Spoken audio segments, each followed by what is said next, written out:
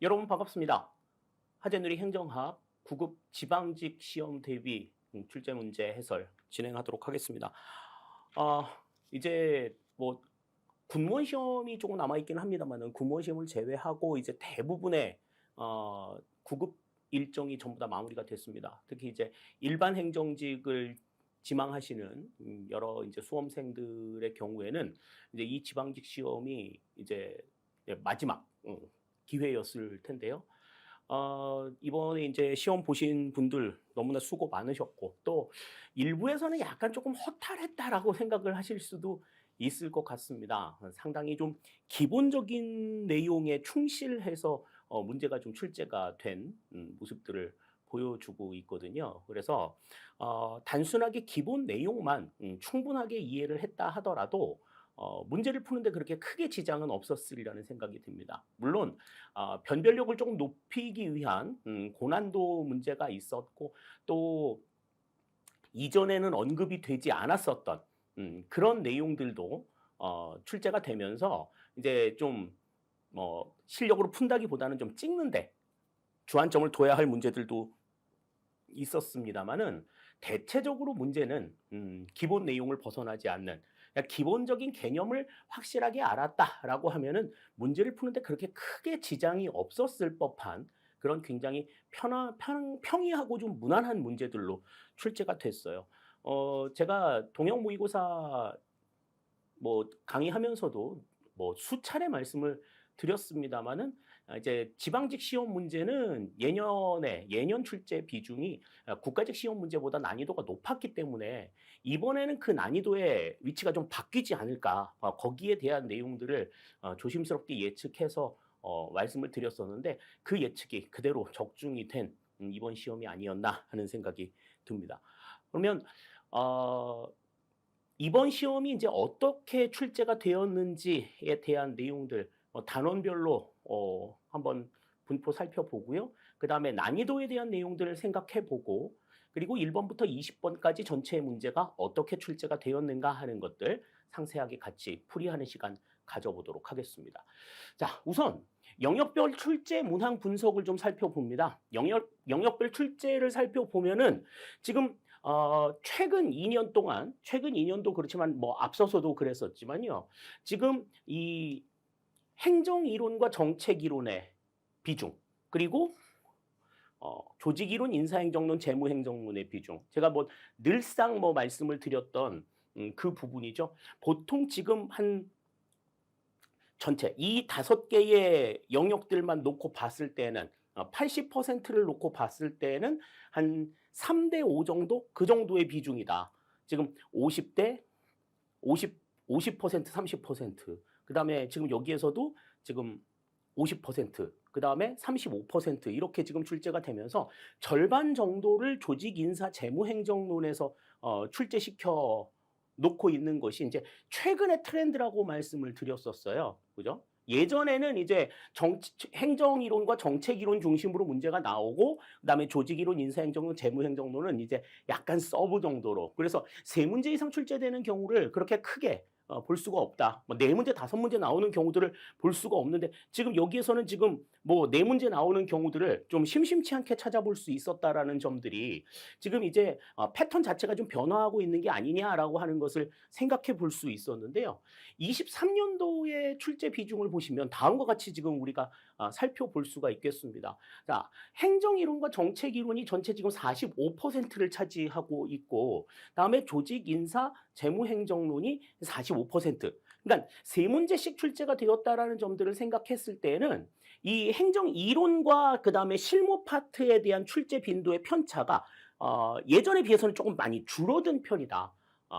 압도적으로 행정 정책 이론이 좀 늘었다라고 볼 수는 없겠습니다만은, 지금 조직 인사 재무 행정론의 비중이 좀 높았었던 과거의 상황과 비교를 해보면 이론에 대한 비중이 좀 상대적으로 높았던 그러한 시험이었다, 이렇게 우리가 생각할 수가 있겠습니다. 그리고 꾸준하게 출제가 되었었던 행정 환류론이 이번에는 출제가 되지 않았다라고 하는 점이 하나의 특징이라고 좀 생각이 될 수가 있겠고요. 그리고 조직인사 재무행정론의 대부분의 내용들, 대부분의 내용들은 기본적인 수준에서 출제가 되었고, 그다음에 난이도를 조금 요구하는 이 같은 문제가 이제 지방행정론에서 출제가 되면서 이제 지방직 시험에 대한 어떤 특징, 이런 것들을 좀 보여준 내용이 아닌가라는 생각이 듭니다. 그래서 23년도의 문항 출제 분석, 영역별 출제 문항 분석의 결과를 보면 과거에 좀 새롭게 등장한 어떤 트렌드와는 좀 다르게 과거에 그러니까 한참 전에 이 이전에 출제가 되었었던 기본적인 경향으로 조금 돌아간 것 같은 그러한 느낌들을 좀 생각할 수가 있을 것 같아요.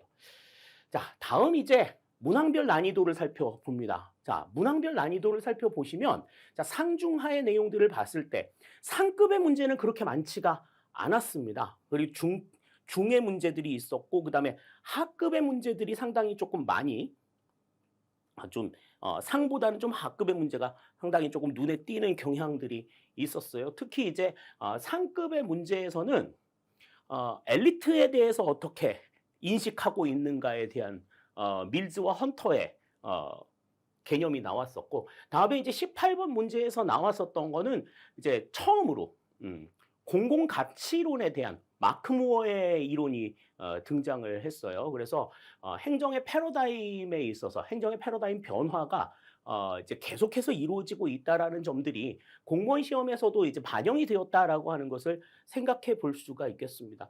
나머지의 내용들은 뭐 그냥 기본서의 내용들을 충분하게 살펴봤다면 충분하게 이해할 수 있었던 그런 부분들이고요. 또 특히 우리가 이제 동형 모의고사라든지 실전 예상 문제라든지 출제가 가능할 것으로 예상이 되는 부분들에 대한 내용들을 살펴본 것에서 상당히 많은 부분들이 응용이 되어서 출제가 된 것을 확인을 할 수가 있을 것 같아요. 그래서 대체적으로 문제를 푸는 데는 그렇게 크게 어려움이 없었을 법한 문제가 이번 시험이 아니었나라는 생각이 듭니다. 자, 그러면 전체적으로 이제 뭐 난이도라든지 영역별 출제 비중들을 살펴봤고요. 이제 1번부터 20번까지 문제가 어떤 내용으로 출제가 되었는가 하는 것들을 우리가 한번 생각을 해보도록 하겠습니다. 몰라서 뭐 틀렸다라기보다는 실수를 해서 틀렸을 가능성이 더 높은 이번 시험이니만큼 어떤 실수가 여러분들의 발목을 잡을 것인지, 또 내가 시험장에 가가지고 문제를 볼 때에는 어떠한 실수를 좀 유의해야 할 것인지에 대해서 이번에는 조금 집중해서 살펴보실 필요 있을 것 같아요. 자, 그러면 1번 문제부터 같이 살펴봅니다. 자, 1번입니다. 계급제에 대한 설명으로 옳지 않은 것은 그랬습니다.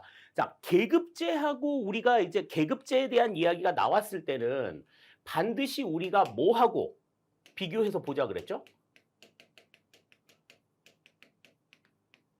자, 계급제는 반드시 직위분류제와 세트로 묶어서 놓고 보자. 이렇게 이제 우리가 이야기를 했었습니다. 그러니까 옳지 않은 것은 계급제를 얘기하면서 옳지 않은 것은 이렇게 물어봤을 때는 이거는 이제 직위분류제에 대해서 나올 가능성이 높다라고 하는 것을 생각할 수가 있겠죠. 자, 그러면 1번부터 봅니다.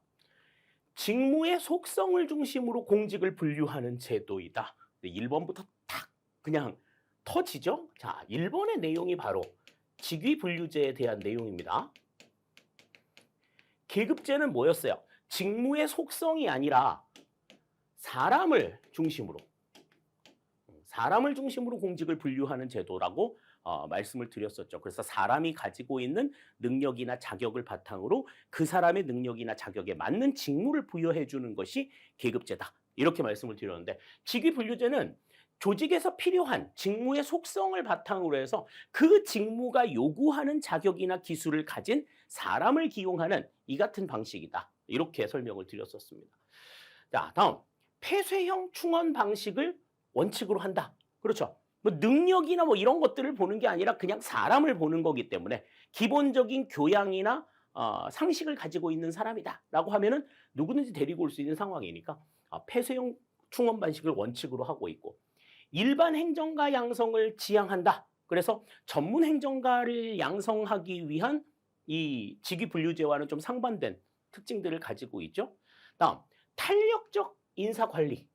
그러니까 인사 관리의 어떤 신축성, 우리가 탄력적 인사 관리라는 말보다는 신축적 인사 관리라는 말을 조금 더 많이 내용에서는 봤었는데, 탄력적인 인사 관리에 용이한 것도 계급제의 성격이다. 이렇게 우리가 볼 수 있겠습니다. 따라서 1번의 정답은 1번이 되는 거 확실하게 우리가 생각을 할 수가 있겠어요. 자, 그래서 계급제를 볼 때는 직위분류제를 반드시 같이 생각해야 된다라고 하는 점, 여기에서도 예외 없이 적용이 되었다 하는 것 생각할 수 있겠습니다. 자, 다음 2번 보죠. 자, 조직이론의 내용인데 다소 조금 쉬운 문제가 나왔습니다. 자, 민츠버그가 제시한 조직 유형이 아닌 것은 그랬는데, 자, 민츠버그의 조직 성장 경로 모형에서는 5가지의 조직 유형이 나왔어요. 첫 번째가 단순 구조, 두 번째가 기계적 관료제, 다음에 기계적 관료제가 조금 더 확장된 전문적 관료제, 다음에 네 번째가 사업 부재 구조, 그리고 이제 마지막으로 등장하는 게 이제 에도크라시였는데, 자, 에도크라시 같은 경우에는 이제 탈관료제 조직을 이야기하고 있는 거죠. 그러니까 지금 이 5개의 내용을 전부 다 모른다 하더라도 이 5개 내용에서 보지 못했던 것들을, 낯선 것들을 생각하시면은 여기서는 답이 충분하게 나올 수 있으리라는 생각이 듭니다. 기계적 관료제나 에도크라시, 그 다음에 사업 부재 구조는 전부 다 이제 이 내용에서 살펴봤었던 굉장히 익숙한 내용인데 반해서 홀라크라시라고 하는 말은 처음 들어보기도 했고, 처음 들어보기도 했고 굉장히 낯선 내용이죠. 그래서 지금 민츠버그가 주장한 내용이 아니다 이렇게 골랐을 수 있어요.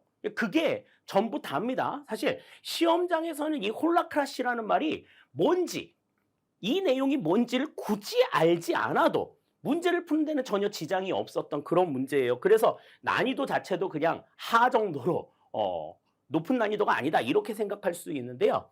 자, 이 홀라크라시라고 하는 것은 모든 구성원의 어떤 자격이라든지 그 다음에 위치와 책임, 모든 구성원의 위치와 책임이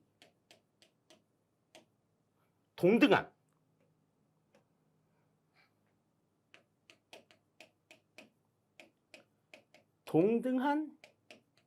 조직을 이야기한다. 그래서 1967년에 이 캐슬러라고 하는 영국의 캐슬러가 주장한 조직 유형이에요.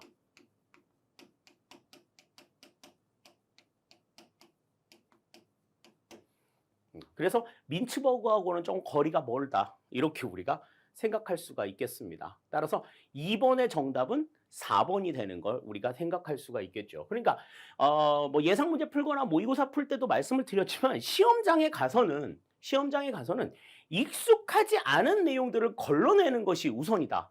는 홀라크라시라고 하는 말을 우리가 본 적이 없어. 그렇다고 해서 그걸 꼭 알아야지만 문제를 풀 수 있는 내용도 아니었다라는 점에서 2번 문제는 매우 간단한 문제였다. 이렇게 생각할 수 있겠습니다. 2번의 정답은 4번이 되겠어요. 자, 다음 3번입니다. 정책 결정 모형에 대한 설명으로 옳은 것은 그랬습니다. 정책 결정 모형은 뭐 그 자체가 시험 문제, 뭐 그 모형 하나하나가 시험 문제에 나올 수 있다라고 하는 점도 굉장히 중요했고, 또 정책 결정 모형에 대한 이 출제 비중도 상당히 높기 때문에 뭐 예상 문제도 그렇고 동형 모의고사에서도 그렇고 뭐 수차례 언급이 되었던 내용들이죠. 그 내용들을 우리가 머릿속에만 잘 정리해 놨다고 하더라도 지금 이 문제는 푸는데 그렇게 어려움이 없었으리라는 생각이 들어요. 자, 1번부터 봅니다. 혼합 주사 모형은 1960년대 미국의 쿠바 미사일 위기 사건을 설명하기 위해 연구된 모형이다. 그랬는데, 자, 미국의 쿠바 미사일 위기 사건을 설명하기 위해서 연구가 된 모형은 뭐라고 말씀을 드렸었죠? 혼합 주사 모형이 아니라 이거는 앨리슨 모형이라고 말씀을 드렸었죠. 앨리슨 모형. 그래서 모델 1, 2, 3가 존재한다. 합리적 선택 모형, 조직 과정 모형, 관료적 정치 모형. 이렇게 이제 세 가지를 바탕으로 해가지고 그 당시에 미국의 대응, 쿠바의 미사일 사태, 이것을 해결하기 위한 미국의 대응 방안에 대해서 연구한 모형이다. 그랬었습니다. 1번은 그래서 틀린 내용이 되죠. 혼합주사 모형은 뭐예요? 혼합주사 모형은 이거는 합리 모형과 점증 모형을 합친 모형이다. 이렇게 이제 설명을 드렸었죠. 다음 2번. 사이버네틱스 모형을 설명하는 예시로 자동 온도 조절 장치를 들 수 있다. 그런데 자동 온도 조절 장치, 자동 온도 조절 장치 같은 경우는 에어컨이나 히터의 온도 조절 장치를 이야기한다라고 말씀을 드렸죠. 사이버네틱스 모형 설명을 하면서 이들이 보여주는 굉장히 반복적이고 습관적인 의사결정, 이걸 강조하는 게 사이버네틱스 모형이다라고 말씀을 드렸습니다. 2번을 고르는 거 그렇게 어렵지 않았을 거예요. 우리가 기본 내용을 설명하면서도 이 사이버네틱스 모형을 설명할 때 이 자동 온도 조절 장치를 바탕으로 해서 이야기를 했으니까, 그러니까 지금 이거는 뭐 딱 눈에 들어왔으리라는 생각이 듭니다. 설사 2번이 눈에 들어오지 않았다 하더라도 1번, 3번, 4번이 너무 좀 엉뚱해요. 자, 3번 봅니다. 쓰레기통 모형은 갈등의 준해결, 문제중심의 탐색, 불확실성 회피, 표준 운영 절차의 활용을 설명하는 모형이다. 그런데 뭐 가장 대표적으로 이 갈등의 준해결만 놓는다고 하더라도 이거는 뭐에 대한 설명이다? 쓰레기통 모형이 아니라 이건 회사 모형에 대한 설명이다. 뭐 이거는 뭐 너무나 분명한 내용들이 되겠죠. 네. 3번 여기서는 해당이 안 되겠고요. 다음 4번. 합리 모형은 만족할 만한 수준에서 의사결정이 이루어진다고 설명하는 모형이다. 그랬습니다. 만족할 만한 수준이라고 하는 이 자체가 이제 우리가 뭘 연상해야 돼? 제한적 합리성을 연상해야 하고, 또 만족이라는 말 자체가 나왔으니까 이거는 합리 모형의 얘기보다는 만족 모형에 해당이 되는 내용이다. 이렇게 우리가 생각을 할 수 있겠습니다. 자, 그러니까 1번, 3번, 4번이 굉장히 좀 터무니없는 내용이죠.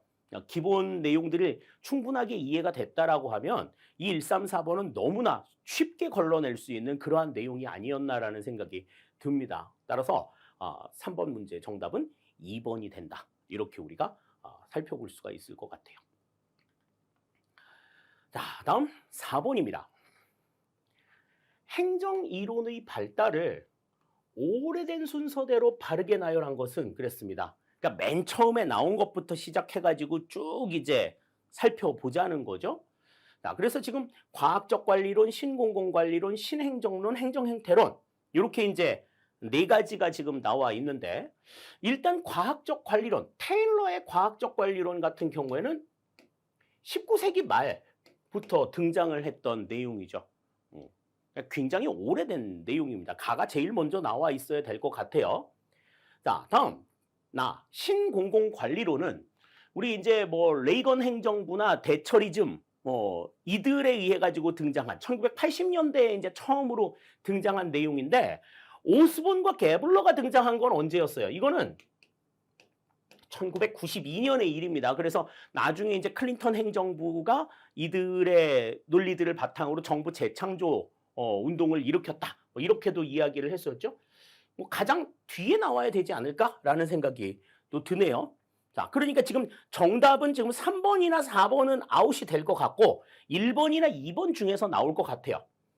자, 다음 신행정론, 왈도의 신행정론 같은 경우에는 이제 1960년대에 등장을 하죠. 뭐 가장 대표적이게 이제 그 68년도, 1968년도에 미노브룩 회의를 통해서 나온 이야기니까 그걸 생각하시면 될 것 같고 행정 행태론 같은 경우에는 이 신행정론이 행정 행태론에 대한 비판적인 관점에서 등장한 내용이라고 하는 걸 이해하신다라고 해도 다보다는 라가 앞에 나와 있어야 되는 내용이죠. 이거는 지금 1950년대에 등장한 내용이다.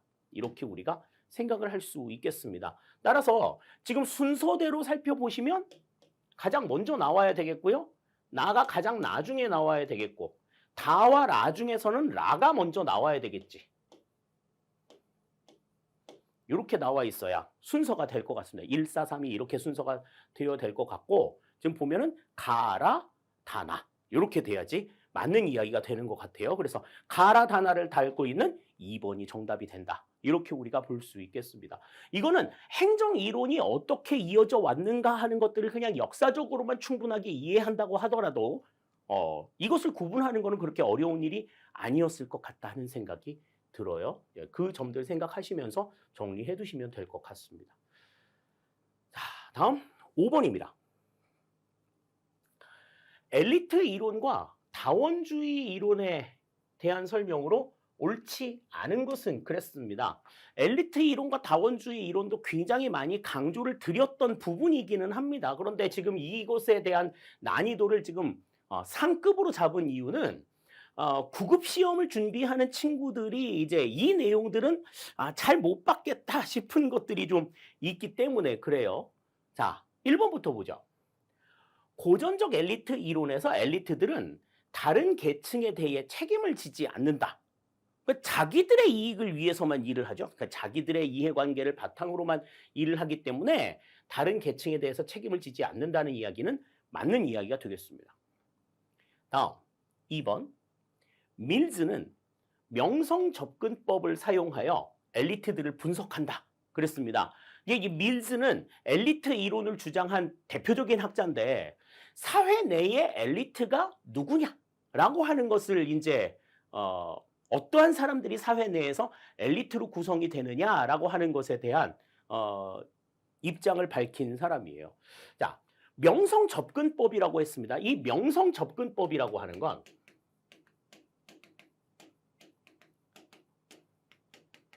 사회 내의 엘리트를 누구로 규정할 것이냐. 사회 내의 엘리트를 규정하는 데 있어서 사회 내의 어떤 권력 계층, 사회 내에 어떤 엄청난 명성을 가지고 있는 명성을 지닌 소수가 엘리트다 라고 보는 관점이에요. 그런데 이 명성 접근법은 밀스가 주장한 게 아니라 헌터가 주장한 내용입니다. 헌터가 주장한 내용이고 밀스가 주장한 내용은 우리가 이제 뭐라고 얘기하면 지위 접근법이라고 이야기합니다. 밀즈는 이제 헌터하고 입장이 조금 달랐어요. 사회 내의 엘리트를 구성하는 방식은 이렇게 그냥 하나의 명성이라고 하는 하나의 요체로만 결정이 되지는 않는다. 여러 가지 요체를 통해 가지고 엘리트들이 복합적으로 나타난다라고 봤어요. 그래서 이 지위 접근법, 각각의 사회 내의 지위를 바탕으로 해서 이 밀즈는 엘리트를 세 가지로 구분을 합니다. 정치적 엘리트, 다음에 군사적 엘리트, 다음 경제적 엘리트. 그러니까 엘리트가 될 수 있는 루트가 굉장히 좀 다양한 거죠. 정치적인 권력을 갖던지 아니면 군사적인 군사력을 갖던지 아니면 경제적인 부를 창출해내든지 부를 소유하고 있든지 이런 것들을 통해 가지고 굉장히 이 엘리트는 복합적으로 나타난다라고 주장을 한 게 바로 이 밀즈의 주장이에요. 그래서 밀즈가 주장한 건 지위 접근법이지 명성 접근법은 아니다. 밀즈는 지위 접근법을 주장을 했고 명성 접근법을 주장한 것은 헌터다. 요거까지 알고 계셨으면 사실 이 5번 문제는 그렇게 어려운 문제는 아니었을 텐데 구급 시험 문제에서 이 밀즈와 헌터의 이야기가 언급이 되는 경우는 그렇게 많지 않았었어요. 그렇기 때문에 상대적으로 이 내용들을 조금 어렵게 생각하셨을 수 있습니다. 자, 그래서 일단은 2번이 여기서는 지금 틀린 내용이 되겠고요. 다음 3번. 다알은 권력이 분산되어 있음을 전제로 다원주의론을 전개한다. 권력이 여러 곳에 분산이 되어 있고 각자의 입장에 따라서 주장들을 해나가면 정부는 국가는 그 내용들을 서로 조정해가지고 합의점에 이르는 조정과 중재를 해나가는 그러한 위치에 있는 국가의 역할들을 강조한 게 다원주의론이죠. 다알이 주장한 게 맞는 내용이고. 다음 4번.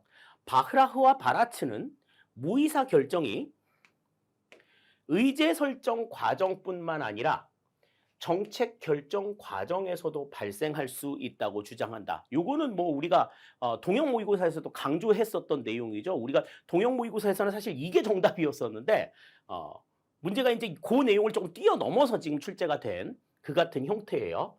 그래서 우리가 동형 모의고사 같이 보셨으면은 4번의 내용을 확실하게 맞는 얘기다라고 하는 걸 충분하게 이해를 하셨으리라는 생각이 듭니다. 그래서 지금 이 문제 같은 경우에는 이 엘리트를 규정하는 데에 있어서 밀즈와 헌터의 주장이 어떠한 것들이 있었는가 하는 걸 분명하게 아셨어야지 답을 조금 낼 수가 있었다는 점에서 9급 시험에서는 상대적으로 조금 난이도가 높은 문제가 아니었나라는 생각이 들어요. 5번의 정답은 2번이 정답이 되겠습니다.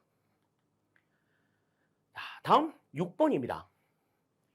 예산 불성립에 따른 예산 종류에 대한 설명으로 옳지 않은 것은 그랬습니다. 이것도 뭐 이제 우리가 뭐 굉장히 많이 강조했었던 내용이죠. 여기에는 이제 세 가지가 있었어요. 준예산, 가예산, 잠정예산. 이렇게 세 가지가 있었다. 근데 이제 이들 가운데에서 이제 그 준예산하고 가예산은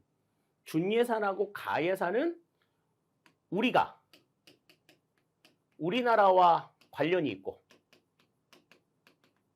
다음에 가예산하고 잠정예산 같은 경우에는 뭐가 있어야 된다? 이거는 국회 동의를 필요로 하는데 준예산 같은 경우에는 국회 동의를 필요로 하지 않는다. 뭐 이 정도의 차이, 이 정도의 내용들만 안다고 하면은 사실 뭐 예산 불성립에 따른 예산 종류에 대해서는 다 풀 수 있는 그러한 정도의 수준인 거죠. 자, 1번부터 봅니다. 준예산은 전년도 예산을 기준으로 예산을 편성해 운영하는 제도이다. 맞는 이야기죠. 그죠? 뭐 자동으로 전년도 예산에 준해가지고 편성이 되는 내용이다. 다음 2번.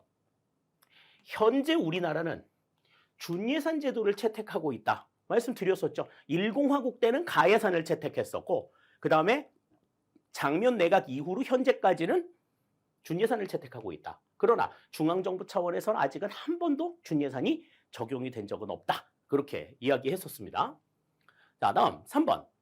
가예산은 1개월분의 예산을 국회 의결을 거쳐 집행하는 것으로 우리나라가 운영한 경험이 있다. 10화국 때 경험이 있다라고 말씀을 드렸죠. 3번도 맞는 이야기가 되겠고. 다음 4번. 잠정 예산은 수개월 단위로 임시 예산을 편성해 운영하는 것으로 여기서 이제 수개월 단위라고 하는 거는 몇 달이라고 우리가 말씀드렸어요? 한 넉 달에서 5달. 4, 5개월 정도의 임시 예산을 국고에서 미리 빼서 쓰는 것. 그러니까 국고에서 불출하는 거는 가예산하고 똑같은데 그 기간이 다르다라고 하는 점이 이제 특징이라고 얘기를 했죠.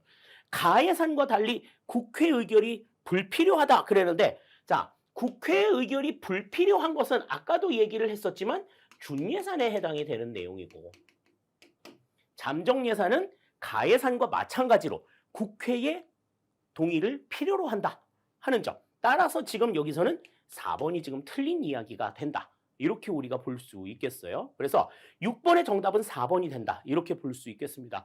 말씀드린 대로 지금 이 내용들만 확실하게 정리를 하고 나시면 이와 관련해서는 뭐 어떠한 난이도의 문제들도 전부 다 풀 수 있다 하는 것 생각을 하시면 좋을 것 같아요. 6번의 정답 4번이 되는 것 우리가 확인할 수 있겠습니다.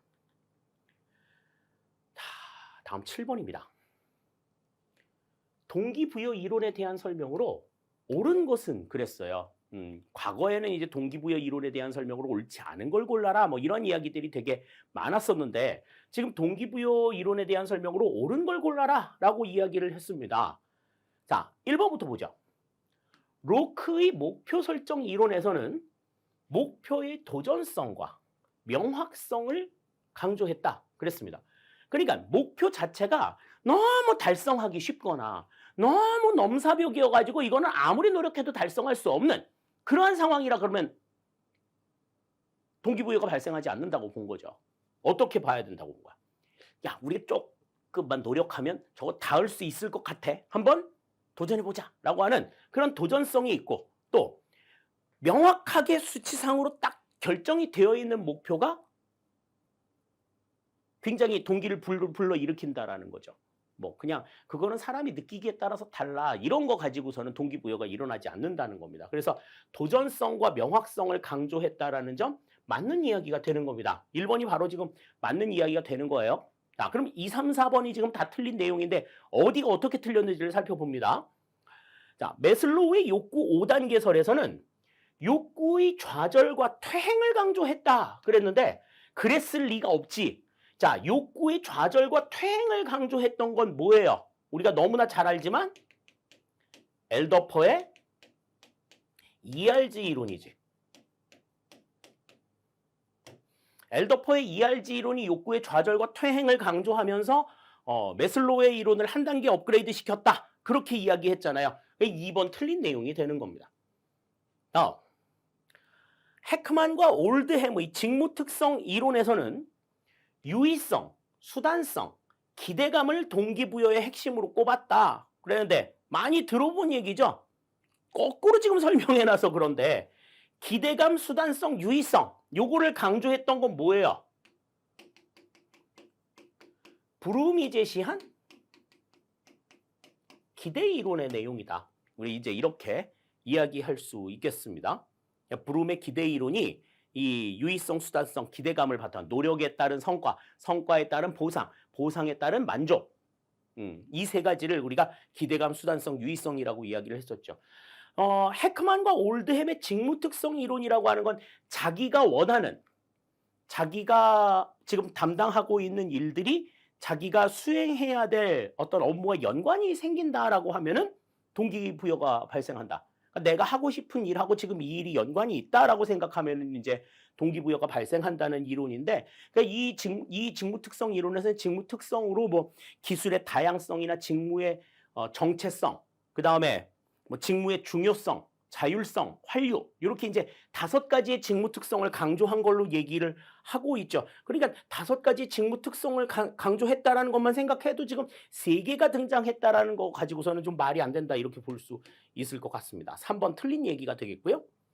다음, 엘더퍼의 ERG 이론에서는 위생 요인이 충족되었다고 하더라도 동기부여가 되는 것은 아니라고 주장했다 그랬는데 위생 요인과 동기부여의 관계를 이야기한 거는 누구야? 이거는 허츠버그가 얘기한 허츠버그의 욕구 충족 이요인 이론에 대한 내용이죠.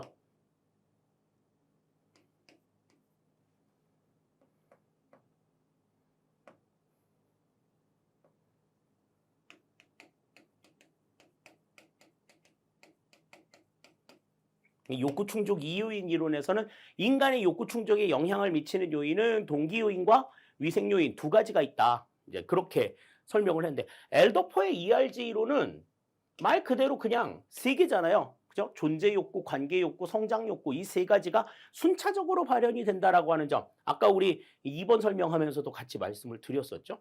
그러니까 지금 2, 3, 4번은 전부 다 주어가 잘못되어 있는 내용이라고 우리가 생각하시면 될 것 같습니다. 따라서 옳은 것을 골라라 그랬을 때 여기서는 1번이 정답이 된다 하는 것 생각할 수 있을 것 같아요. 뭐 이것도 지금 각각의 동기부여 이론들이 어떠한 특징을 가지고 있는 거다라고 하는 걸 충분하게 이해를 하고 있었으면 골라내는 것은 그렇게 어려운 일이 아니었었다라고 하는 것 생각할 수 있겠습니다. 자, 다음 8번째입니다. 품목별 예산 제도에 대한 설명으로 옳지 않은 것은 그랬어요. 자, 품목별 예산 제도. 이제 지출의 항목을 품목으로 계산해 가지고 예산의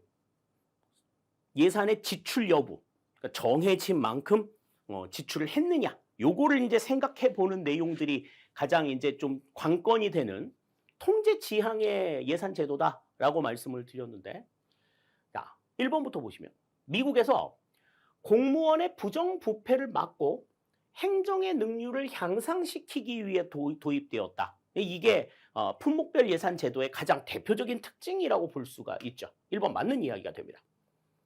다음 2번. 정부 활동에 대한 총체적인 사업 계획과 우선순위 결정에 유리하다. 그랬는데, 자, 정부 활동에 대한 총체적인 사업 계획을 강조했던 것은 어떤 제도예요? 품목별 예산 제도가 아니라 우리가 PPBS라고 얘기하는 계획 예산 제도의 특징이 되겠고, 우선순위 결정을 강조했던 것은 뭐예요? ZBB라고 얘기했던 연기준 예산이죠. 그러니까 전부 다 이거는 총체주의 예산인데 품목별 예산 제도는 일단 점중주의 예산이기 때문에 2번 내용은 맞는 내용이 아니다. 이렇게 볼 수 있습니다. 다음 3번. 예산 집행의 책임성을 확보할 수 있는 통제 지향 예산 제도이다. 통제 지향 예산이라고 하는 건 말씀을 드렸었죠? 맞는 이야기가 되겠고. 다음. 특정 사업의 지출 성과에 대해서는 파악하기 어렵다. 지출에 대한 성과는 이야기를 하기 어렵다라는 점, 이것도 품목별 예산 제도가 가지고 있는 한계라고 볼 수가 있어요. 그래서 이 성과를 파악하기 위해서 이제 등장한 제도가 뭐야? 성과주의 예산 제도가 등장을 한 거다. 이렇게 볼 수 있는 거죠. 따라서 옳지 않은 것을 골라라 그러면 여기서는 2번이 정답이 되는 것 우리가 확인을 할 수 있겠습니다. 따라서 8번의 정답은 2번이 된다. 이렇게 볼 수 있겠네요. 자, 다음 9번입니다. 블랙스버그 선언과 행정 재정립운동에 대한 설명으로 옳지 않은 것은 그랬습니다. 자, 이 행정 재정립운동이라고 하는 것은 우선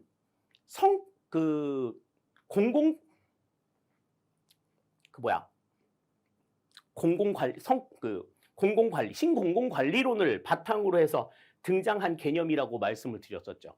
공무원의 역할을 강조한 내용인데, 그 행정 재정립운동을 하는 데 있어서 어떠한 방식으로 해나가자라고 주장을 했던 게 바로 이 블랙스버그 선언이에요. 1987년에 이루어진 선언인데, 이 행정 재정립을 이끌어 나가는데 60년대에 등장했던 신행정론을 바탕으로 해서 행정을 재정립해 나가자, 공무원의 역할을 재정립하자라고 강조를 한 것이 바로 이 블랙스버그 선언의 내용이라고 볼 수가 있습니다. 자, 그래서 이 블랙스버그 선언 같은 경우에는 신행정론의 입장에서, 신행정론의 관점에서 이 행정 재정립운동을 설명해 나가자라고 본 내용이에요. 자, 그러면 1번부터 봅니다. 블랙스버그 선언은 행정의 정당성을 침해하는 정치사회적 상황을 비판했다 그랬는데, 그렇죠. 정당성을 침해하는 정치사회적인 상황, 이런 것들을 비판하고 그 정당성을 회복하기 위해서 어떻게 해야 될 것인가를 강조한 선언이라고 볼 수가 있어요. 1번은 맞는 이야기가 되겠고요. 다음 2번. 행정 재정립운동은 직업 공무원제를 옹호했다 그랬습니다. 행정 재정립운동은 뭐라 그랬어요? 신공공관리론의 풍파가 일어난다고 하더라도 공무원들이 분명히 자신들이 해야 될 몫이 있을 거야 라고 생각을 한 내용이라고 얘기했죠. 그래서 직업 공무원제를 옹호한 측면이라고 볼 수가 있습니다. 자, 다음 3번. 행정 재정립운동은 정부를 재창조하기보다는 재발견해야 한다고 주장했다 그랬는데, 정부를 재창조하자는 운동이 정부 재창조 운동이고, 재발견하자, 뭐 다른 말로는 어떻게 설명? 재정립하자, 이렇게 주장을 한 내용이죠. 민간의 방식을 들여온다고 하더라도 공직자들, 공무원들은 나름의 몫이, 나름의 해야 될 일들이 있을 거야 라고 주장하는 내용이 되겠습니다. 그래서 3번도 맞는 이야기가 되겠어요. 1, 2, 3번 지금 전부 다 맞는 내용이니까 4번이 틀렸다는 얘기인데, 자, 블랙스버그 선언은 신행정학의 태동을 가져왔다 그랬는데, 자, 이 태동이라는 말은 이 선언을 통해 가지고 신행정학이 응애 하고 태어났다는 얘기죠. 생겨났다는 거야. 생겨났다는 건데, 아까도 말씀을 드렸지만 이 블랙스버그 선언이라고 하는 건 신행정론의 입장을 바탕으로 해가지고 공무원들의 입장을 다시금 정리하자라고 하는 내용이기 때문에 신행정학의 태동을 가져왔다라고 보기는 어려워요. 그리고 우리가 앞에 문제에서 그 행정 이론의 역사를 이야기할 때 신행정학은 언제 나왔다고 그랬어? 1960년대에 나왔다고 얘기했잖아요. 1968년에 미노부르크 회의를 통해 가지고 등장한 이론이라고 말했잖아. 그런데 지금 블랙스버그 선언은 1987년에 나왔는데 어떻게 그걸 가지고 신행정학의 태동을 가져올 수 있느냐? 말이 안 된다. 블랙스버그 선언이 아니라 신행정학의 태동을 가지고 온 사건은 미노부르크 회의다. 1968년에 있었던 미노부르크 회의가 신행정학의 태동을 가져왔다. 이렇게 볼 수 있고, 블랙스버그 선언은 신행정론을 계승한 결과다. 이렇게 우리가 생각하시면 될 것 같아요. 따라서 지금 여기에서는 4번이 틀린 내용이 되는 것 우리가 알 수 있겠습니다. 그래서 9번의 정답은 4번이 된다. 이렇게 우리 볼 수 있겠어요. 자, 다음 10번입니다. 정부 예산의 종류에 대한 설명으로 옳지 않은 것은 그랬습니다. 우리가 이제 정부 예산의 종류는 이제 재원을 중심으로 해서는 이제 일반 회계, 특별 회계, 그리고 기금으로 구성을 했었어요. 작년에는 시험에 이제 그 성립 시기에 따른 예산의 종류가 나왔는데, 지금 이번에는 이제 그 재원을 중심으로 해가지고 예산의 종류가 지금 나와 있습니다. 그런데 이제 뭐 나와 있는 거는 지금 기금하고 특별회계밖에는 없는 것 같아요. 자, 그러면 기금하고 특별회계만 조금 기억을 해보면, 특별회계 같은 경우에는 예산의 단일성과 통일성 원칙의 예외였다.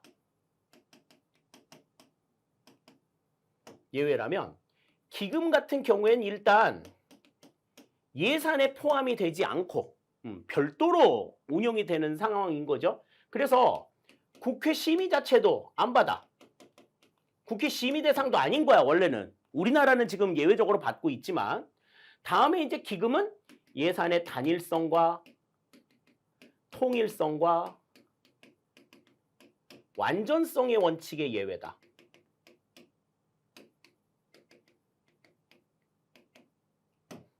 요거는 이제 좀 구분을 해둬야 된다라고 설명을 드렸었어요. 자, 그러면 1번부터 봅니다.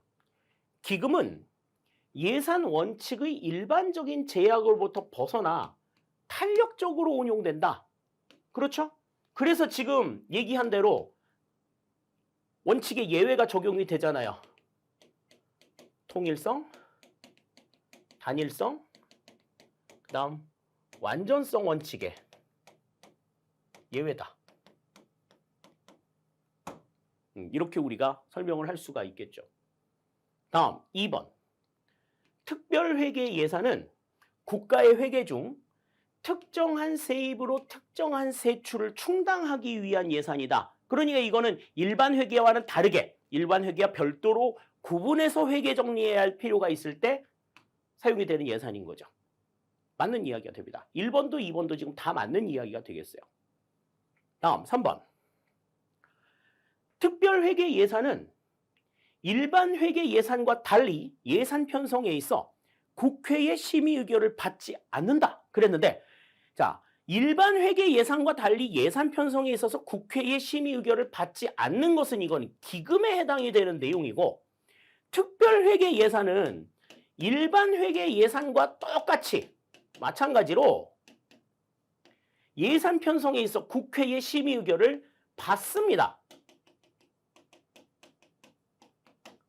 이렇게 정리해야지 맞는 이야기가 되는 거죠. 3번이 지금 바로 틀린 이야기가 되겠고요. 다음 4번. 기금은 예산의 통일성 원칙의 예외가 된다. 자, 기금은 통일성의 원칙의 예외가 된다라는 이야기는 계속해서 강조를 드리고 있죠. 그렇기 때문에 4번은 맞는 이야기가 되겠습니다. 따라서 10번의 정답은 여기서는 자, 옳지 않은 걸 골라라 그랬으니까 3번이 지금 틀린 이야기가 된다. 이렇게 우리 생각할 수가 있겠어요. 그러니까 지금 이 정도의 내용은 헷갈릴 수 있을 정도의 수준도 아니야. 뭐 이렇게 봐야 되는 거지. 아닌데 이렇게 생각할 수 있는 정도의 너무나 좀 극명하게 아닌 게 딱 드러나 있는 그러한 내용이라고 볼 수가 있는 거죠. 자, 그러니까 10번의 내용들은 그렇게 생각하시면 될 것 같습니다. 자, 다음 11번입니다. 지방정부의 사무에 대한 설명으로 옳지 않은 것은 그랬습니다. 와, 이 지방정부의 사무에 대한 이야기는 너무나도 자세하고 명쾌하게 설명을 드렸기 때문에 이 부분에 대한 이해만 분명하게 있었다라고 하면 지금 이 문제를 틀리기가 쉽지 않아. 틀리기가 쉽지 않아. 지방정부의 사무는 일단은 고유사무, 그 다음 단체 위임사무, 기관 위임사무.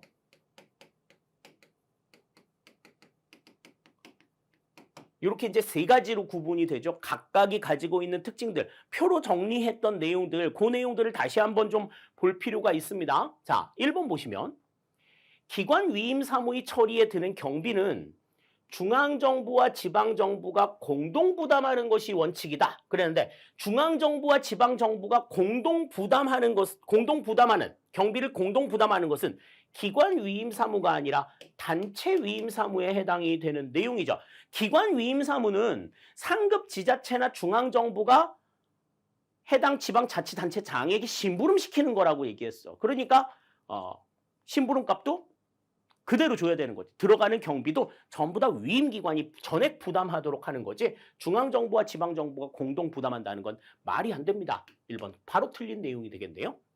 다음 2번 단체 위임사무는 집행기관장이 아닌 지방정부 그 자체에 위임된 사무이다. 그래서 이거는 지방의회와 단체장 모두에게 위임이 되어 있는 거죠. 그래서 중앙정부가 해당 업무를 위임을 하면 지방의회에서는 그 위임된 업무를 어떻게 처리해야 될지에 대한 방향을 정하고 그 정해진 방향을 바탕으로 해서 단체장이 집행을 해나가는 이 같은 방식이 이루어져 있는다.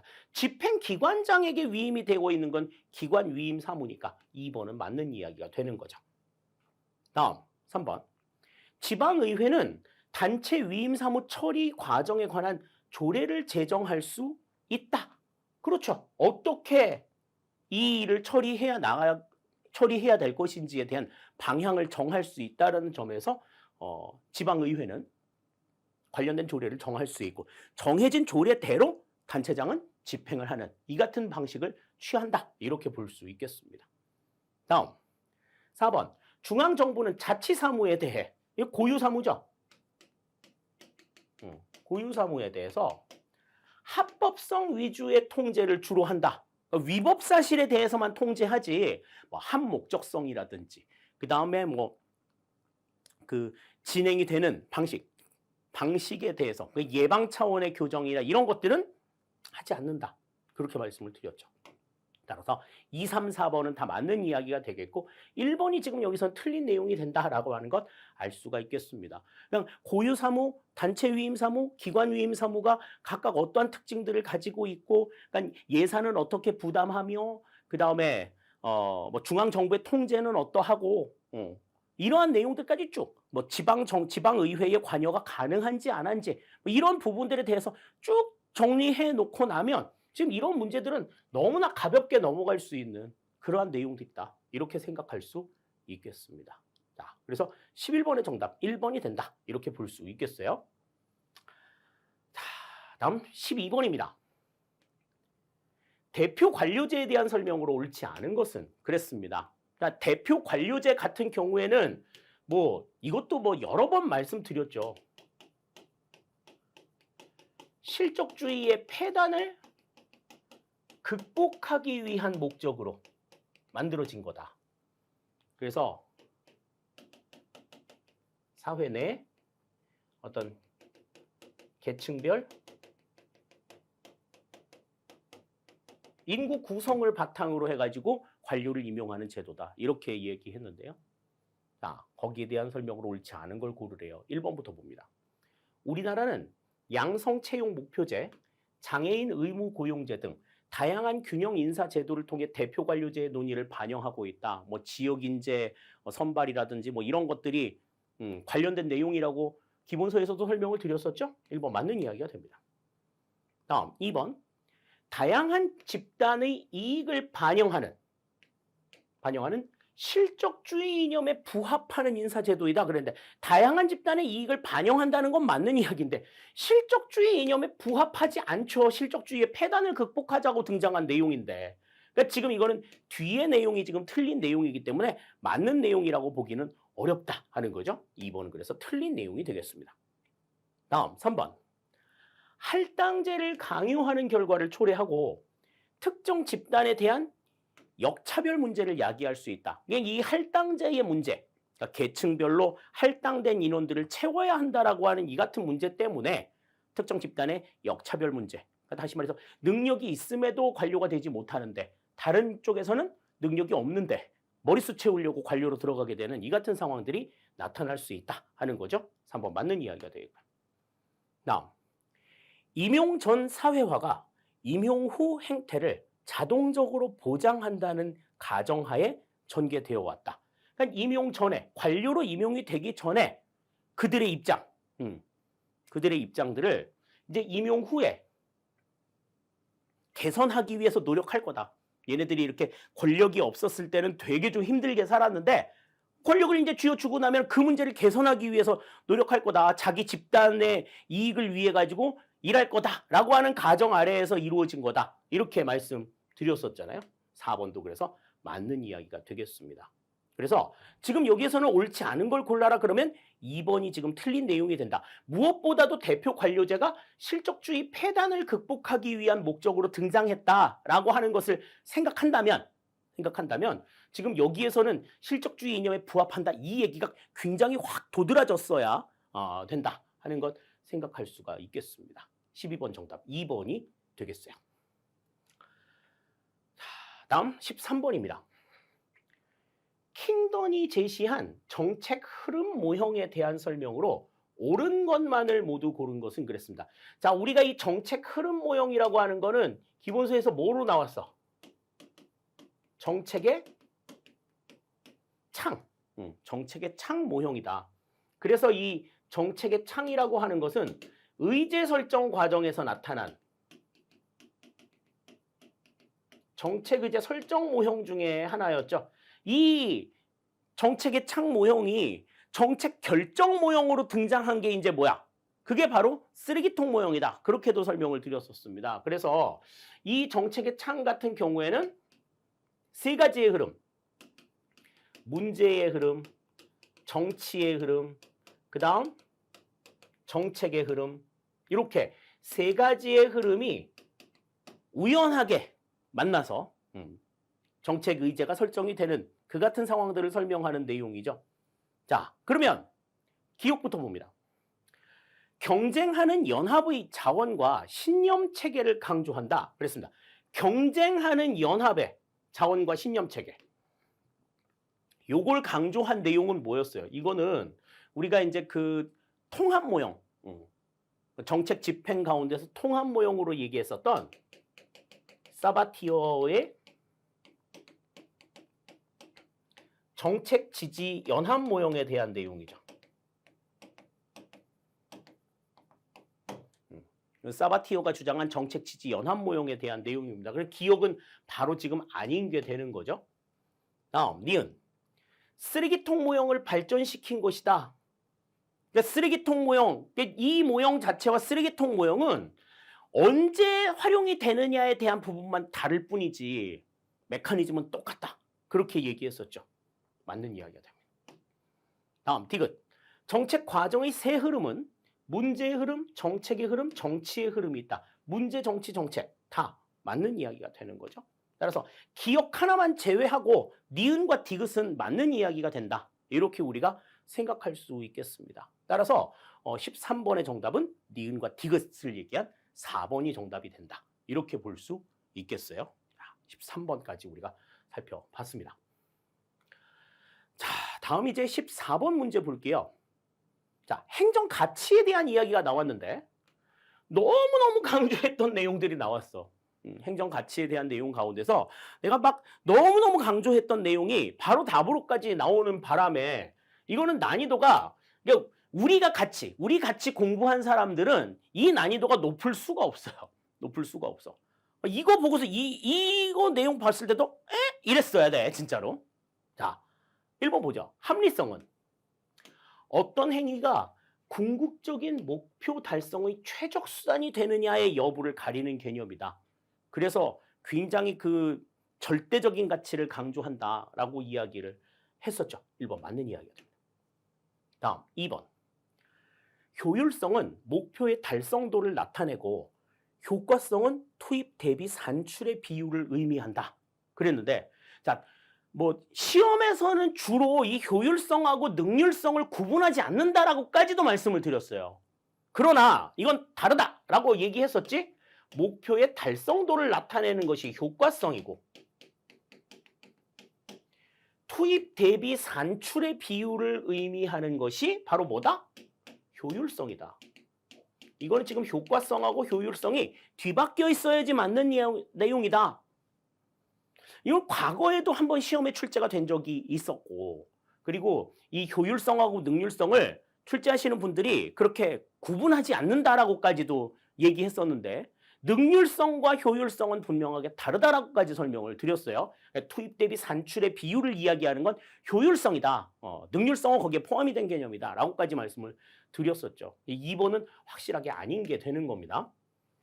다음 3번. 자율적 책임성은 공무원이 직업윤리와 책임감에 기초해 전문가로서 자발적인 재량을 발휘할 때 확보된다. 그래서 제도적인 책임성과 구분이 된 개념이다라고 말씀을 드렸었죠. 책임성과 관련해서는 3번 맞는 이야기고요. 다음, 행정의 민주성은 국민과의 관계뿐만 아니라 관료 조직의 내부 의사결정 과정의 측면에서도 고려된다. 그러니까 국민과의 관계를 이야기하는 거는 이제 외부적인 민주성이 되는 거고, 그러니까 대외적인 민주성, 우리가 이제 그렇게 얘기를 했었죠.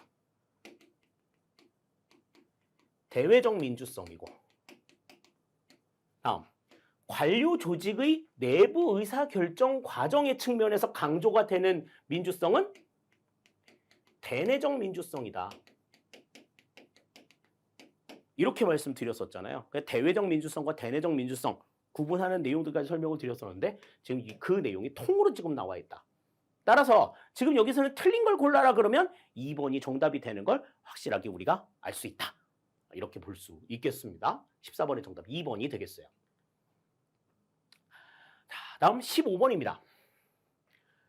근무 성적 평정상의 오류에 대한 설명으로 옳지 않은 것은 그랬습니다. 근무 성적 평정상의 오류는 여러 가지가 있었어요. 그죠? 맨 처음에 나왔던 연쇄 효과부터 시작해가지고 뭐 등등등등 여러 가지 뭐 선입견에 의한 오류 무슨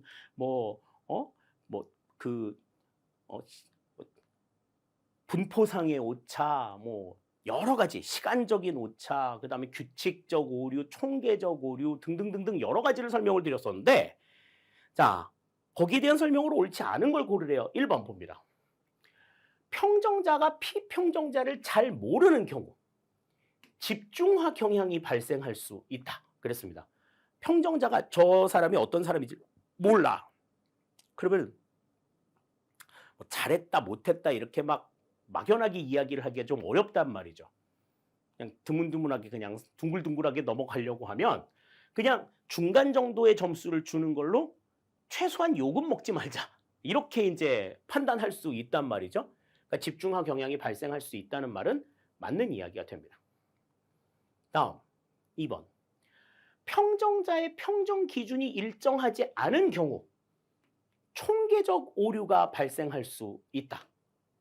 그렇죠. 평정자의 평정 기준이 일정하지 않아서 어느 항목에서는 점수를 되게 후하게 주고 어느 항목에서는 점수를 되게 짜게 주게 되면 이로 인해서 발생하는 오류를 우리는 총계적 오류라고 얘기를 하죠. 규칙적 오류 같은 경우에는 여러 평정자들 가운데 특정한 평정자가 다른 사람들과는 다르게 점수를 높게 주거나 낮게 줌으로써 나타나는 오류를 규칙적 오류라고 얘기를 하는데 평정자의 평정 기준이 일정하지 않은 경우는 총계적 오류에 해당이 된다. 맞는 이야기가 될 수 있습니다. 다음 3번. 연쇄 효과는 초기 실적이나 최근의 실적을 중심으로 평가함으로써 발생하는 시간적 오류를 의미한다. 그런데 우리가 이제 그 근무성적 평정상 오류에서 시간적 오류는 따로 한번 살펴본 적이 있습니다.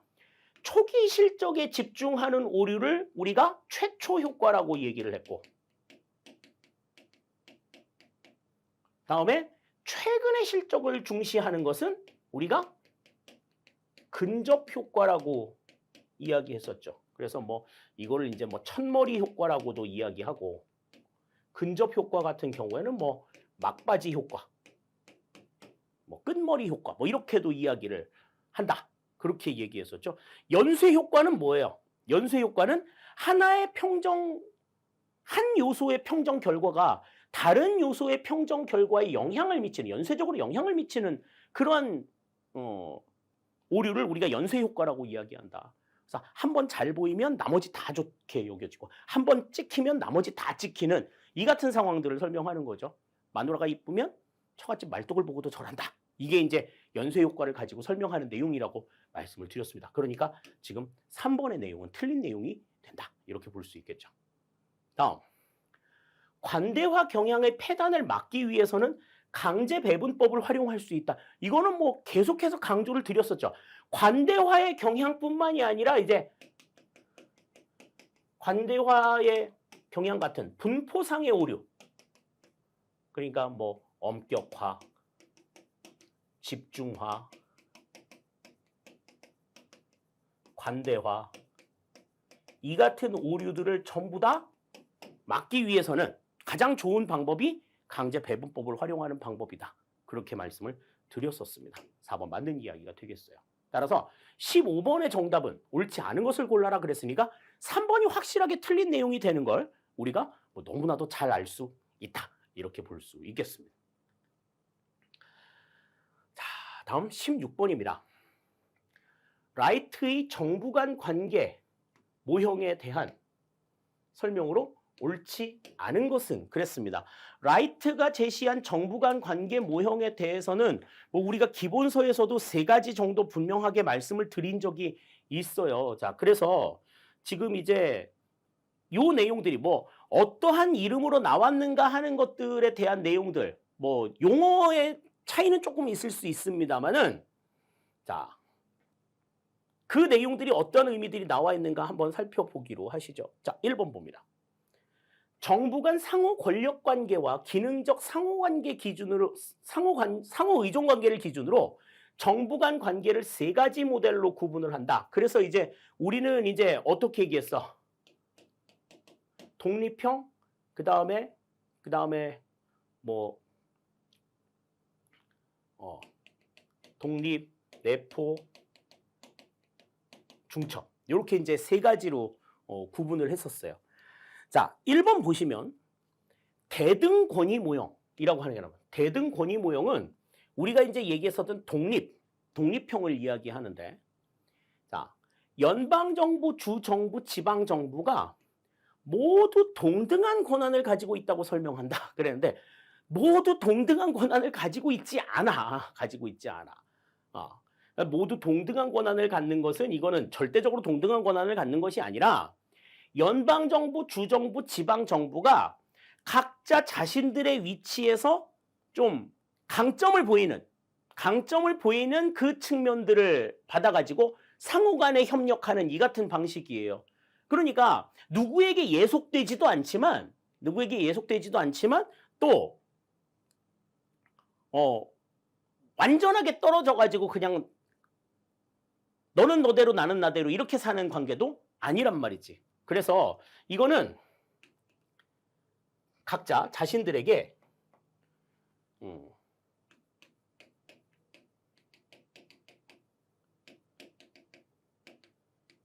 유리한. 그러니까 어떤 장점을 살려. 상호 간에 협력하는 모형.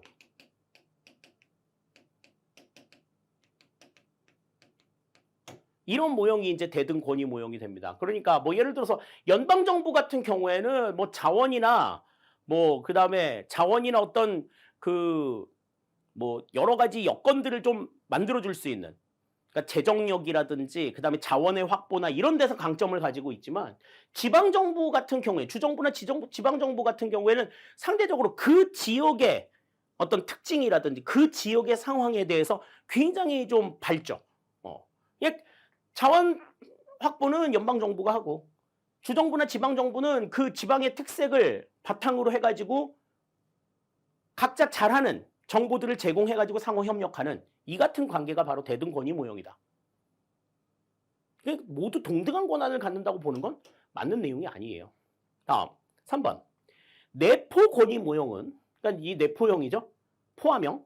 연방정부, 주정부, 지방정부를 수직적 포함 관계로 본다. 그러니까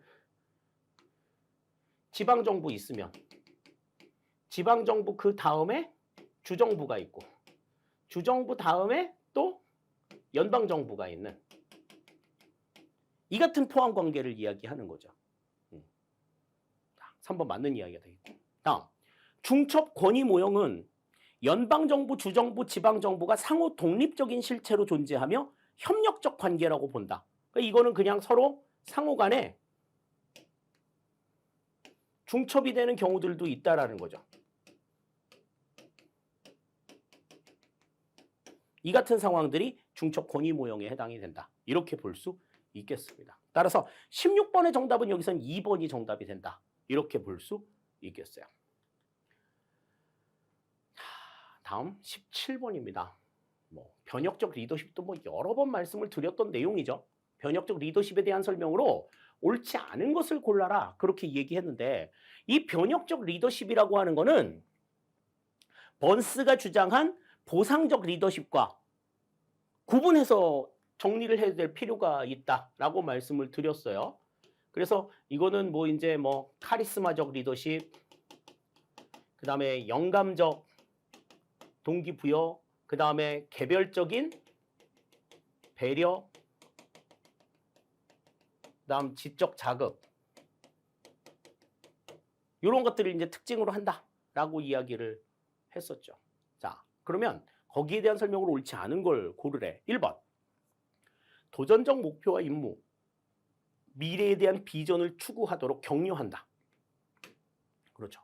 도전적인 목표와 임무를 강조하고 미래에 대한 비전을 추구하도록, 지금은 조금 부족하다 하더라도 앞으로 어떻게 나아가라. 계속해서 얘기해 줄 수 있어야 된다는 거지. 다음, 구성원 개개인에게 관심을 가지고 배려한다. 이게 이제 개별적 배려죠. 다음 3번 상황적 보상과 예외 관리를 특징으로 한다. 이거는 변혁적 리더십이 아니라 우리가 이제 그 얘기했었던 거래적 리더십에 해당이 되는 내용이라고 볼 수가 있어요. 번스가 이야기를 했던 변혁적 리더십과 상대적인 개념의 거래적 리더십, 그냥 기브 앤 테이크 하는 이 같은 리더십, 요걸 이제 우리가 생각할 수가 있겠고. 다음 4번 새로운 관점에서 문제를 재구성하고 해결책을 찾도록 자극한다. 이거는 이제 변혁적 리더십의 요소 가운데서 지적 자극에 해당이 되는 내용이 된다. 이렇게 볼 수 있겠습니다. 따라서 지금 여기에서는 거래적 리더십의 특징을 이야기하고 있는 3번이 지금 잘못된 내용이다. 이렇게 우리가 생각을 할 수 있겠어요. 17번의 정답은 3번이 된다. 이렇게 우리 볼 수 있겠습니다. 자, 다음 18번입니다. 무어의 공공가치 창출론 적 시각에 대한 설명으로 옳지 않은 것은 그랬습니다. 이 문제 보고서 저는 얼마나 환호성을 질렀어요, 진짜. 환호성을 질렀어요. 제가 우리가 이제 행정에 대해서 처음 이야기할 때, 행정의 정의를 이야기할 때요, 행정이라고 하는 것이 사회의 공공가치 실현을 위한 정부의 모든 활동, 일련의 활동이다. 이걸 우리가 이제 행정이라고 얘기하는데 다른 데서는 다 이제 공익의 실현을 행정의 목적이라고 얘기했는데 이제 저 혼자만 이제 공공가치 사회의 공공가치 실현이라고 이야기를 했었는데요. 그렇게 쓸 수 있도록 용기를 갖게 해준 학자가 바로 이 지금 여기 나와 있는 마크 무어입니다. 자, 이 마크 무어는요, 퍼블릭 밸류, 이 공공 가치를 창출하는 것, 이것이 공익보다 조금 더 우선이 되어야 된다라고 강조를 했어요. 그러니까 이 공익의 실현이라고 하는 것이 사실 지역마다 이제 추구하는 공익이 다 다르다 보니 이 행정이 이제 각자의 이해관계를 어떻게 조정하느냐에 대한 내용들을 봐야 되나? 정부가 국민들을 리드할 수 있는 이런 입장에 있었었는데 옛날에는 공익이라고 하는 게 다양화되면서 그 행정에 대한 정체성의 위기가 나타나면서 이 공익을 뛰어넘는 가치로 공공가치라고 하는 것을 강조를 했어요. 그래서 지금 1번 보시면 행정의 정당성 위기를 극복하기 위한 대안적인 접근이다라고 하는 것 맞는 이야기가 됩니다. 맞는 이야기가 되고요.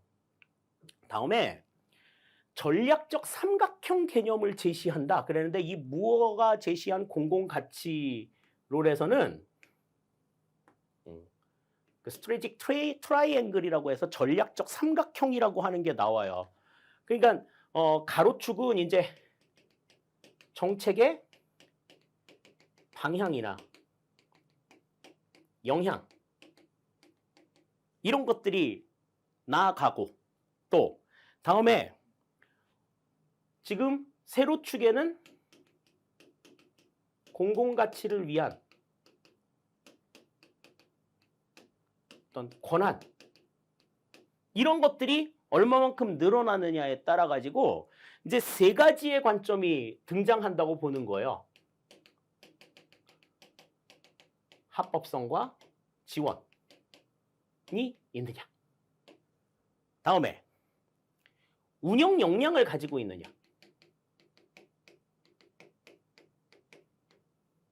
그리고 이제 세 번째로 강조가 되는 게 바로 공공의 가치예요. 법만 잘 지킨다고 되는 것도 아니고 능력만 있다고 되는 것도 아니라는 거지. 이게 이 둘 다도 필요하지만 이러한 것들이 전부 다 뭐하고도 매치가 되어야 한다?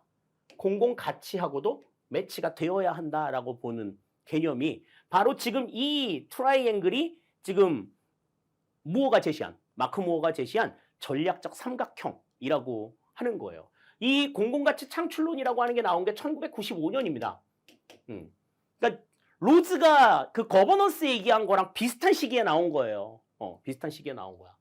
그래서 이 모형을 우리가 이제 전략적 삼각형이라고 이야기해. 그래서 단순하게 그냥 일만 잘했다 뭐 이런 거 가지고 쓰지 말고 어떠한 수단을 쓰든지 그것이 우리가 추구하는 목적을 제대로 이루었느냐 여기에 대해서 관심을 갖자라고 하는 게 공공가치 창출론에 대한 내용입니다. 자, 그래서 2번도 맞는 내용이에요. 다음 3번. 신공공관리를 계승하여 행정의 수단성을 강조한다. 그랬는데 신공공관리론을 계승하지 않아. 이거 비판합니다. 비판하고 행정의 수단성을 강조하지 않습니다. 행정의 목적. 행정의 궁극적인 목적이 뭐냐. 여기에 대해서 주장을 했던 거죠. 3번 틀린 내용이 되겠고요. 다음. 정부의 관리자들은 공공가치 실현에 힘써야 한다고 주장한다.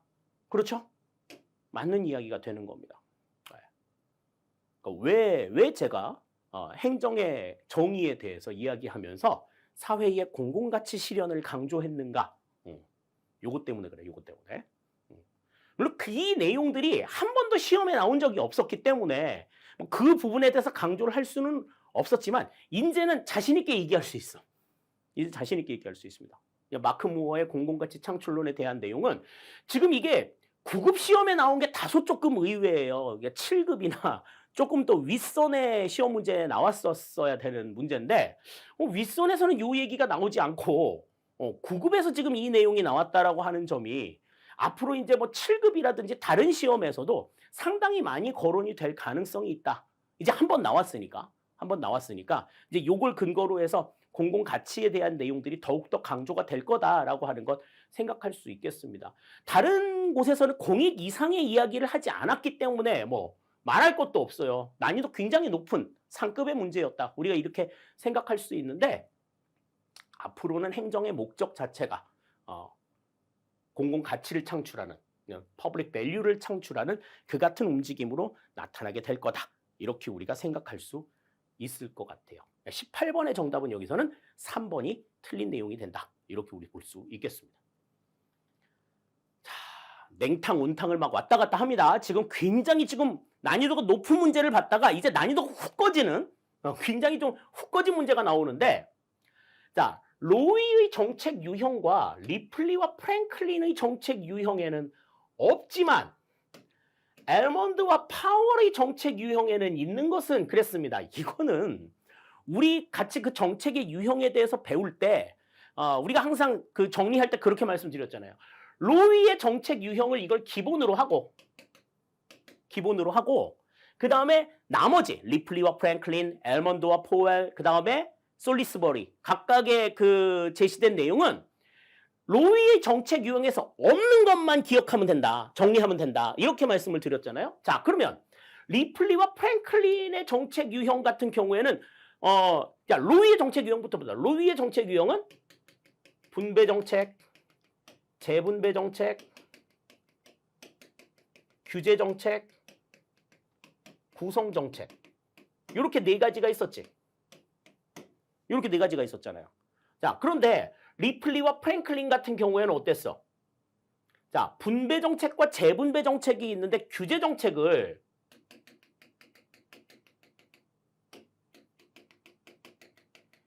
경쟁적 규제 정책과 보호적 규제 정책으로 구분한 게 특징이었죠. 요게 특징이었어. 자, 엘몬드와 포웰의 정책은 분배 정책과 규제 정책, 그리고 상징 정책과 추출 정책이 있었습니다.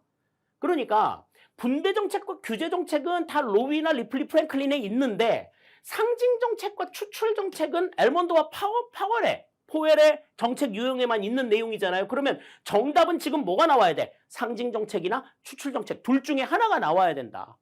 자, 그러면 상징 정책 하나 나왔으니까 지금 1번이 지금 답이 되겠네요. 그죠? 1번이 답이 될 것 같고, 다음에 규제 정책은 반대지. 재분배 정책은 반대죠. 로이 정책과 리플리와 프랭클린의 정책에는 있는데 엘몬드와 파월한테만 없어. 그죠? 엘몬드와 파월한테만 없다.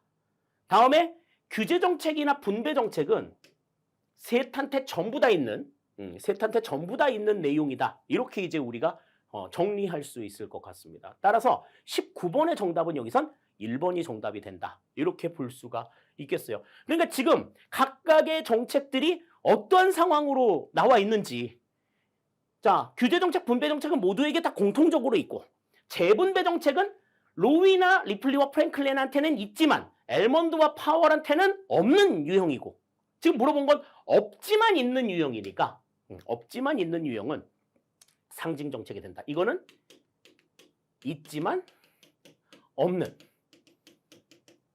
것이고, 이거는 없지만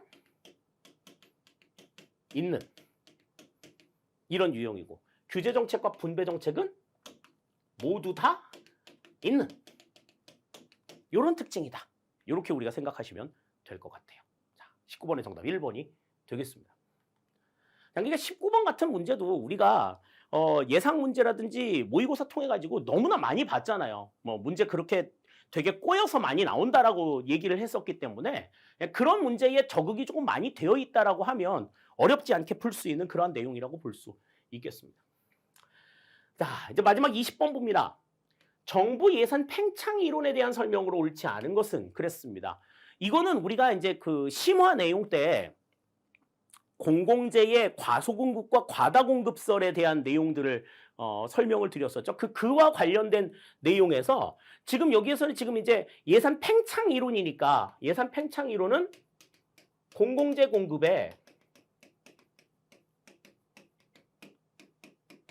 과다 공급서량. 실제 수요보다 많이 생산하는 것이 필요하다라고 보는 내용인 거죠. 그러니까 거기에 대한 설명으로 옳지 않은 걸 골라라. 지금 이렇게 이야기를 하고 있습니다. 자, 1번부터 보죠.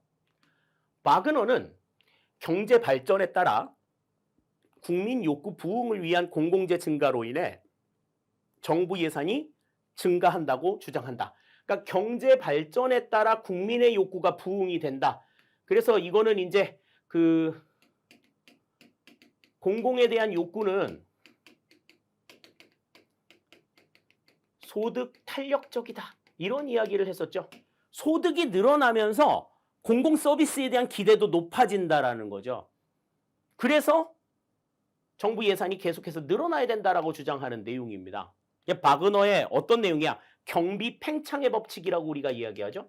이걸.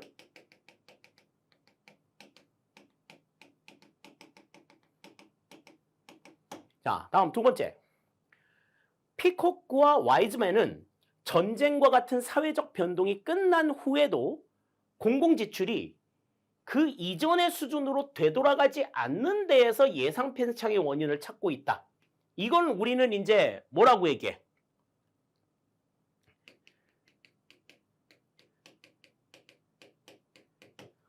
피코크와 와이즈만이 두 가지의 이야기를 했습니다. 하나는 전위 효과예요. 전위 효과라고 하는 건 전쟁과 같은 이러한 사회적인 변동이 있을 때, 사회적인 변동이 발생을 했을 때는 사람들이 이 지출에 대해서 굉장히 좀 관용적이라는 거지. 그러니까 어려운 상황이 있고 막 그럴 때는 10만 원 써도 될 거 100만 원 쓰고 그래도 아무 얘기 안 한단 말이야. 이거를 우리는 이제 전위 효과라고 이야기를 하는데, 그렇게 한번 이렇게 큰 사회적인 변동이 거쳐져 가지고 씀씀이가 커지게 되면 다시 이제 원상태로 돌아왔을 때는 씀씀이가 줄어야 되는데, 씀씀이가 한 번 늘어난 건 줄지 않고 계속해서 유지가 된다라고 보는 이 같은 효과를 우리가 대체 효과라고 이야기를 해요. 2번도 맞는 이야기가 됩니다. 우리 지금 코로나 때문에 씀씀이가 조금 커졌잖아. 그거 줄어들기 쉽지 않은 일이라고. 예산 줄이고 막 이런다고 해서 될 일이 아니라는 거죠. 자, 다음 3번. 보몰은 정부 부문과 민간 부문 간의 생산성 격차를 통해 정부 예산 팽창의 원인을 설명하고 있다. 그랬습니다. 자, 우리 뭐 보몰병이라고 얘기하죠. 이 보몰병은 정부 부문 같은 경우에는 정부 부문은 좀 정부의 서비스는 노동 집약적인 성격을 가지고 있다.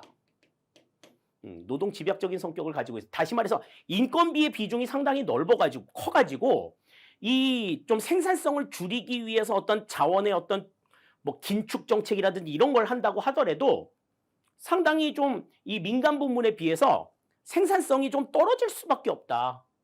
그래서 정부 예산이 계속해서 팽창이 되어야 하는 이 같은 상황들. 그러니까 정부 부문이 가지고 있는 이 노동 집약적인 성격 때문에 민간 부문과 생산성의 격차가 생길 수밖에 없고, 그래서 이제 그 생산성을 좀 확보하기 위해서는 예산을 써야 된다라는 거죠. 그러니까 쓰는 만큼, 노력하는 만큼의 결과가 잘 나오지 않는다라고 보는 것이 이 보몰이 제시한 예산 팽창의 원인입니다. 4번 맞는 이야기가 됩니다. 다음 4번. 1, 2, 3번 지금 다 맞는 내용이니까 지금 4번이 아닌 게 되겠죠?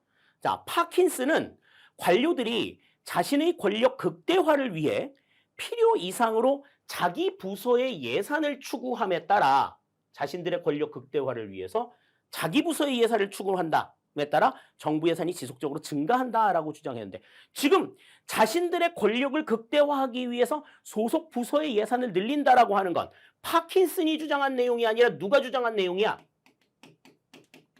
니스카넨이 주장한 권력 극대화 이론, 예산 극대화 모형에 해당이 되는 내용이죠. 그죠? 파킨슨이 아니야. 파킨슨은 뭘 주장해요? 파킨슨은 정부는 행정 수요의 증감과는 관계없이